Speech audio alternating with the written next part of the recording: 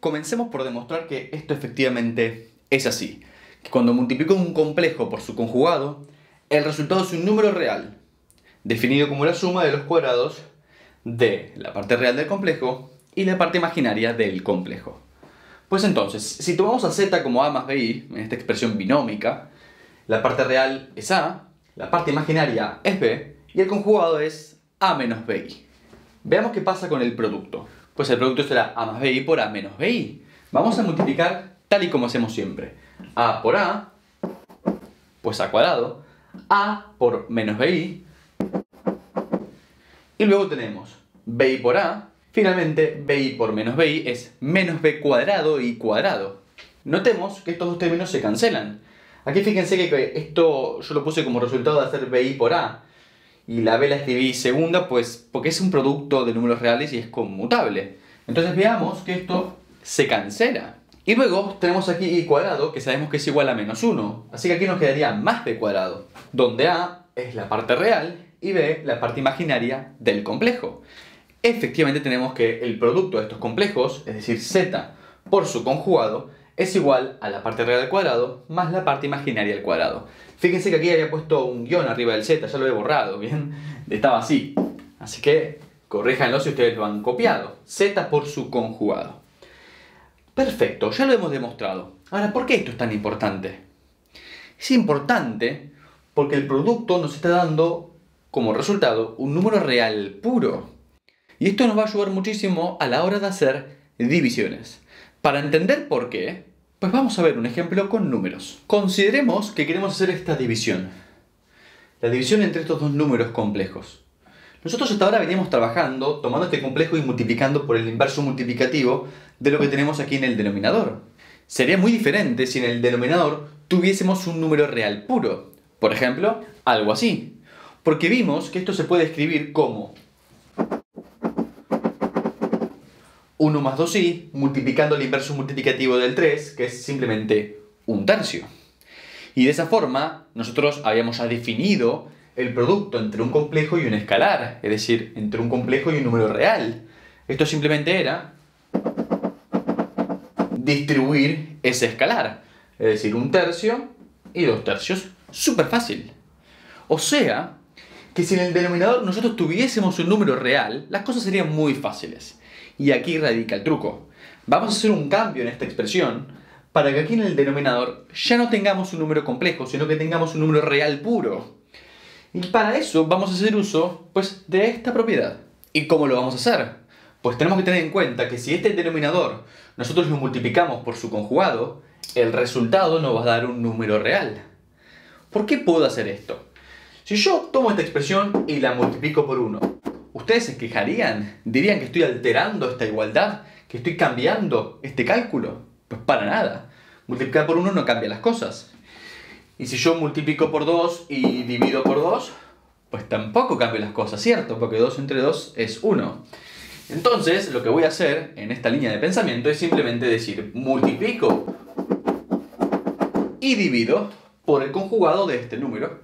Como estoy multiplicando y dividiendo por lo mismo, esto es como que se cancela, no estoy cambiando las cosas.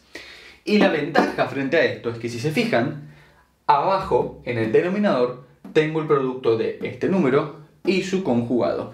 Y por la propiedad número 5 que ya hemos demostrado, sé que el resultado de esto es la suma de los cuadrados de la parte real y la parte imaginaria. Es decir, 3 al cuadrado que es 9, 4 al cuadrado que es 16, pues la suma es 25. Ya tengo un número real en el denominador. Y en el numerador pues multiplico 1 por 3, 1 por menos 4i, tal y como venimos multiplicando hasta ahora, que ya lo tenemos bastante claro. Pues ahora hacemos los cálculos. Menos 8i cuadrado es simplemente más 8, así que 3 más 8 es 11. Y luego tenemos menos 4i más 6i, pues 2i. Todo dividido entre 25, que sabemos que lo podemos distribuir. Y llegamos al resultado.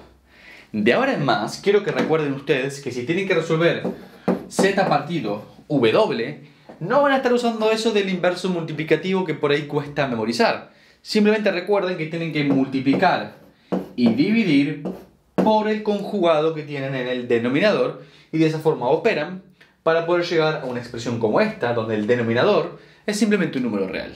Antes de terminar esta clase, me parece interesante que veamos algunas cosas más sobre el conjugado de un número complejo, pues hay varias propiedades que cumple que es probable que nos pidan que demostremos en algún examen, así que mejor estar listos. Dos propiedades que pueden servirnos mucho en variable compleja son las siguientes. Que la parte real de un número complejo se puede definir como la suma de ese complejo y su conjugado partido entre 2. Y la otra, que la parte imaginaria de un número complejo se puede definir como la resta entre z y su conjugado y luego partir entre 2 y. Vamos a demostrarlo pues es muy fácil.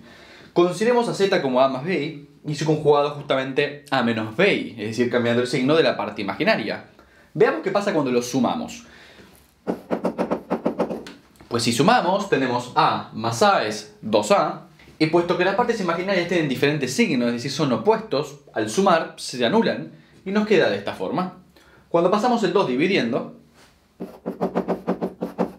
nos queda que z más su conjugado partido entre 2 es igual a a, y a es pues la parte real de z, por lo tanto comprobamos esta propiedad rápidamente. Vamos a comprobar ahora la otra propiedad. Para eso tomemos la resta entre z y su conjugado. Al hacerlo tenemos a menos a, pues se anula, y bi menos bi, pues nos queda bi más bi, o sea 2bi. De la misma forma que aquí pasamos el 2 dividiendo, pues aquí pasaremos dividiendo el 2 y la unidad imaginaria. Y nos queda que z menos su conjugado, partido entre 2i, es igual a la parte imaginaria de z, tal como dice la propiedad. Antes de despedirme, quiero mostrarles cómo lucen un complejo y su conjugado en el plano complejo, pues tener esto en mente es muy importante. Más allá de que lo que eso nos va a mostrar, de alguna forma ya lo visualizamos con estas dos propiedades. Pero bueno, vamos a ver este gráfico.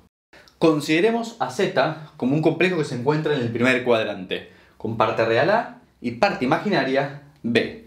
Si consideramos su conjugado, sabemos que debe tener la misma parte real, pero la parte imaginaria es el número opuesto, es decir, sería menos b.